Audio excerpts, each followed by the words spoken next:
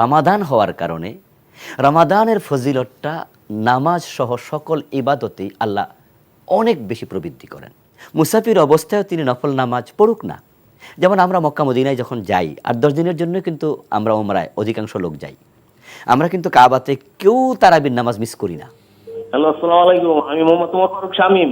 জি, আপনি বলুন, আমরা আপনাকে শুনতে পাচ্ছি, প্রশ্ন আমার করুন। প্রশ্ন হলো যে আমি ঢাকা থাকি, আমি ব্যবসার খাতিরে চিটাগাং অথবা সিলেট যাই 10 দিন বা 12 দিনের অবস্থায়। এই অবস্থায় কি আমি মুসাফির হব? এই অবস্থায় কি আমি মুসাফির হব? মুসাফির, আমি এক জায়গায় মুসাফির। 10 দিন থাকলাম চিটাগাং অথবা সিলেটে ঢাকার থেকে। জি জি এখন এই অবস্থায় কি আমি মুসাফির হব? তখন আমার নাম জি, আপনার প্রশ্ন, ফরজ নামাজ আমি কিভাবে পড়বো? কাজা আপনার- পড়বো না 4 রাকাতই পড়বো? আপনার প্রশ্ন পেয়েছি। আপনার কি আর কোনো প্রশ্ন আছে? আর দ্বিতীয় প্রশ্ন হইল, তারাবির নামাজ আমাকে এই অবস্থায় মুসাফির অবস্থায় পড়তে হবে কিনা, এবং জুমার নামাজের সুন্নাত গুলো আমাকে আদায় করতে হবে কিনা? ধন্যবাদ আপনাকে, আপনি খুবই গুরুত্বপূর্ণ প্রশ্ন করেছেন। আপনি ঢাকায় থাকেন, আপনি ব্যবসা উপলক্ষে চট্টগ্রামে যান, সিলেট যান, 10 দিন বা কম বেশি দিন আপনি থাকেন, এই অবস্থায় কি আপনি মুসাফির? যদি তিনি ঢাকা থেকে সিলেট, চট্টগ্রাম, কুমিল্লা একটু দূরত্ব, সেটার দূরত্বের কতটুকু সেটা নিয়ে আলেমদের ভিন্ন ভিন্ন মত আছে। তো আমাদের হানাফি ফিকহে বলা হয় 77 কিলোমিটার্স, 48 মাইল। কেউ কেউ 36 মাইল বলেছেন, কেউ কেউ 18 মাইল 16 মাইলের কথাও বলেছেন। তো উনি যেটা ফলো করেন সেটা করুক। অতটুকু ডিস্টেন্সে যখন তিনি যাবেন তখন তিনি মুসাফির হবেন। ঢাকা চট্টগ্রাম তো মুসাফির হবেনি, একবারে সিলেট ঢাকা সিলেট তো মুসাফির হবেনি। হবেনি। এবং সেখানে তিনি যদি এক জায়গায় 14 দিন থাকার চিন্তা রাখেন তাহলে তিনি মুসাফির। কিন্তু 14 দিনের বেশি থাকবেন, ওখানে গিয়ে পৌঁছলে তিনি মুকিম। যাওয়ার সময় চিন্তা করলেন যে আমি সিলেটে গিয়ে এবার 20 দিন থাকবো, 15 দিন থাকবো, 17 দিন থাকবো, তিনি রাস্তায় মুসাফির, কসর পড়বেন। রাস্তা তো অবশ্যই মুসাফির। কিন্তু যখন তিনি পৌঁছে যাবেন তার ডেস্টিনেশনে তখন তিনি মুকিম। আর যদি 14 দিন পর্যন্ত চিন্তা করেন তাহলে 14 দিনই তিনি মুসাফির, তিনি কসর পড়বেন।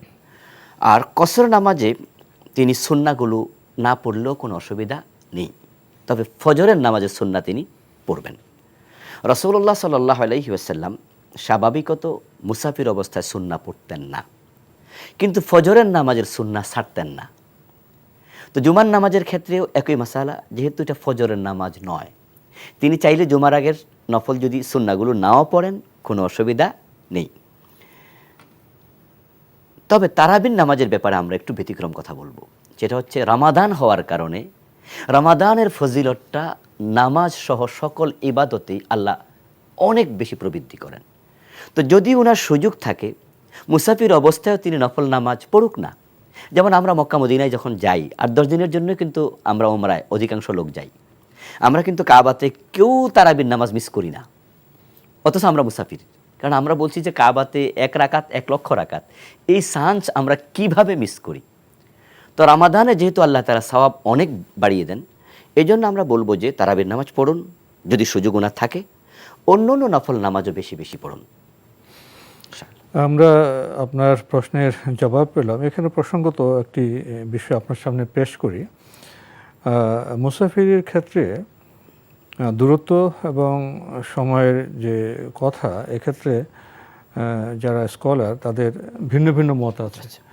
অনেকে বলছেন যে কেউ যদি নিজেকে মুসাফিরই মনে করেন তাহলে সেখানে দিনের বিষয়টি 15 দিন না 16 দিন সেটা নয়। মুসাফির মনে করলে তিনি যে মুকিম নিজেকে মনে না করেন মুকিম, তাহলে দিনের বিষয়টা গুরুত্বপূর্ণ। এরকম ভিন্ন মত আছে, ভিন্ন মত আছে, মানে তিনি যতদিন থাকবেন মনে করছেন যে আমি মুসাফির, তিনি সফরেই থাকবেন, এরকম মত আছে। কিন্তু আমাদের যেহেতু এই দেশে আপনার ফিকে হানাফির তো অধিকাংশ লোকই ফলোয়ার, সেটাই অধিকাংশ লোক এটা ফলো করে। এখানে আমরা মত পার্থক্য বিষয়টা বললাম আর কি, যে কিছু তো অন্য ভিন্ন মত আছে।